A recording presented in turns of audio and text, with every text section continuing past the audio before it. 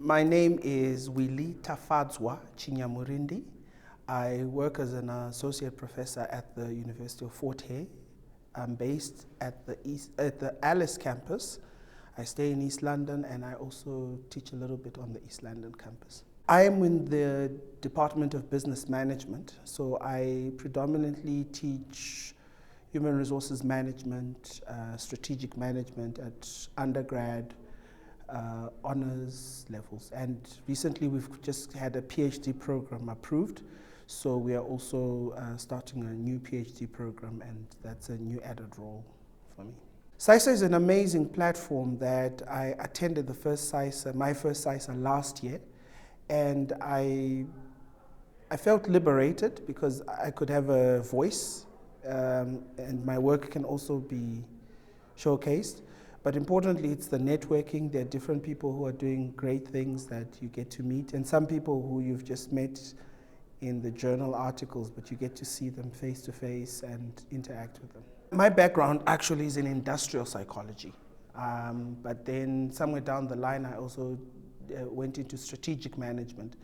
And I've had the greatest of opportunity to now fuse psychology with management practices. I mean, if you look at the people who are managing businesses, they are psychological beings, or sociological beings, if you like, as well. So it's not just about the quest for profit, if you like, but it's more also the quest of understanding the people who are driving that quest for profit as human beings, operating in a capitalist system, I guess, which makes them also think differently, but also just to remind them that they also have a responsibility to understand our humanness, to say we are human beings, and that's the nice part about the work I do, that I get to fuse these different pockets of fields of study that I've managed to be engaged in the last couple of years. I'd like to take you back and tell you how I have been taught psychology.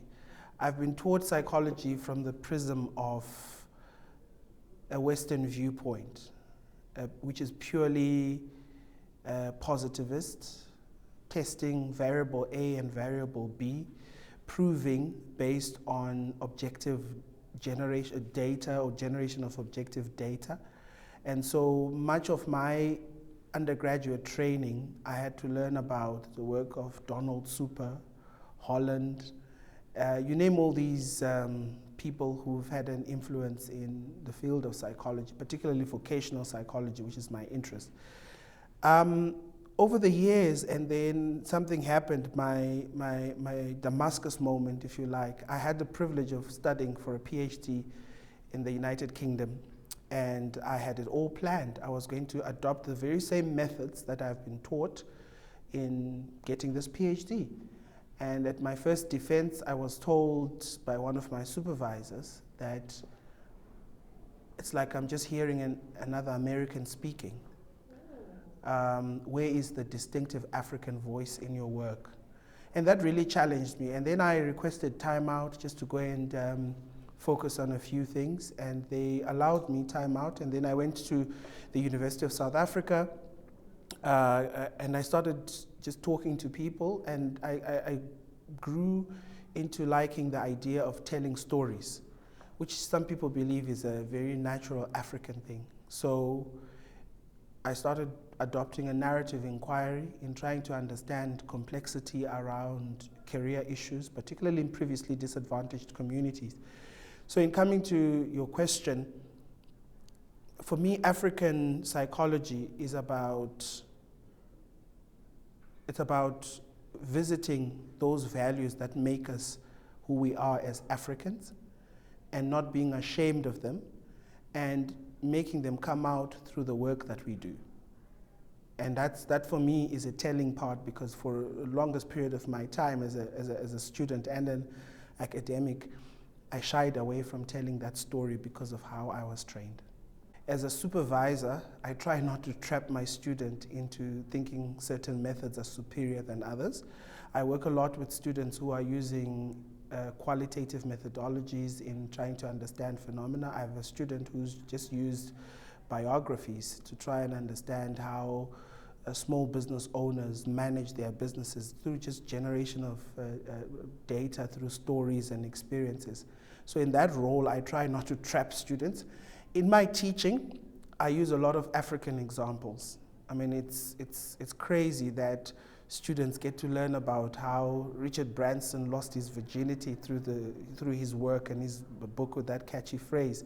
But they don't know about Ethiopian Airlines, Kenyan Airlines, the great things that are happening in Rwanda.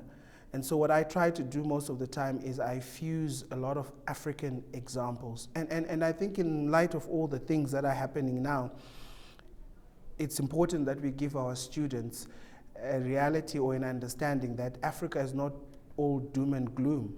There are positive stories that are happening. I mean, if you go to Rwanda right now, they've got a very huge ICT rollout thing they're doing there. And a lot of our students would just think Rwanda, they think of the terrible past that country has had. But there are also great things that are happening. I'll give you another example that I use in my class. Ethiopian Airlines. A year ago, they chartered an all-female crew, from the guys who loaded, here we go, the language, from the people, women who loaded the bags of the passengers on the plane, to the people who checked the passengers onto the plane, to the air hostess, the pilots, everyone was all female, just to make a point that they are one of the best airlines on the African continent who are very open-minded to the role that women can also play. So I try to engage that in my teaching. In terms of my work more as a researcher and a person engaged in community work, I try to make communities be part of the work that we do. Sometimes we go there to collect data and we leave them. And so in collaborations that we have, you will find community members on publications that we are publishing, because I think they also deserve to be there, because they are giving us access to their communities so that we can work. So in a nutshell, I hope to be doing more. I think there's room for more African psychology in the work that we do. I think it just needs a lot of commitment and breaking out of the convention.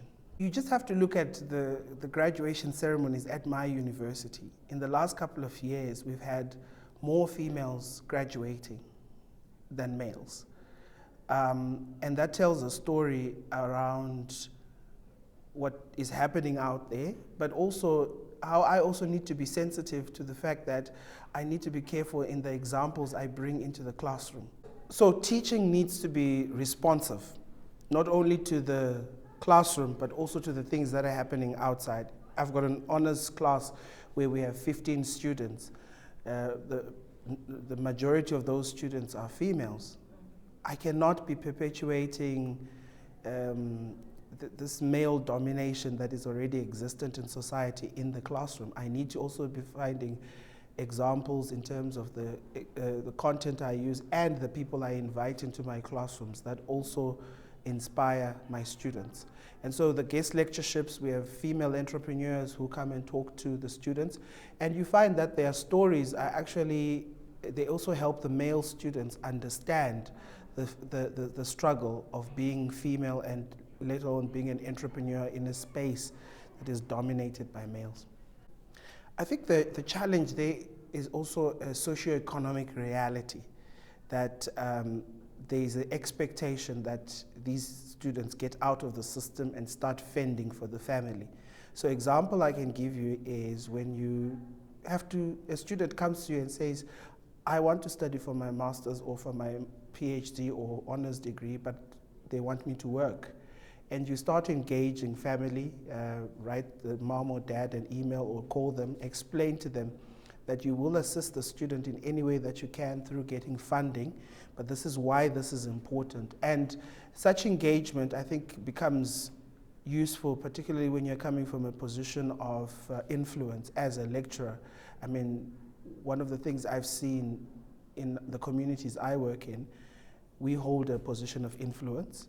Graduation ceremonies are always the best for me because I get to meet the parents of the students, and the amount of respect they have for us as lecturers. It's also an opportunity that we also engage to actually say there's benefit and opportunity for your child thinking these types of career paths in helping them advance what they do. I must say it's not always easy, because some will also think of it as I'm speaking from a point of privilege, because I'm sorted, I've got a job, they probably don't. But I think the students also help by doing what they're supposed to do, which is to study, and once the community, patriarchy sees all of this, they soften down. I just want to add the role and value that methodologies play, Afro-centered methodologies. That's what I would like to see more, particularly in the management sciences.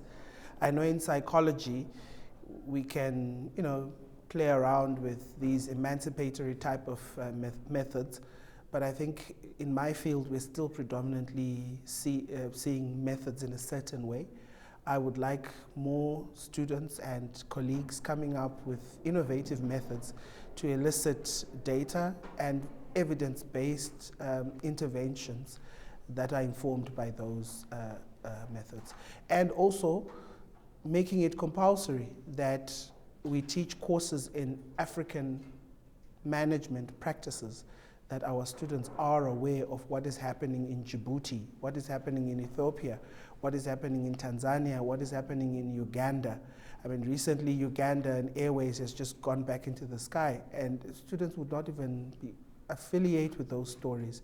And it's amazing how their strategy to resuscitate Ugandan airlines can be useful teaching fodder for our students as they prepare to enter the world of work.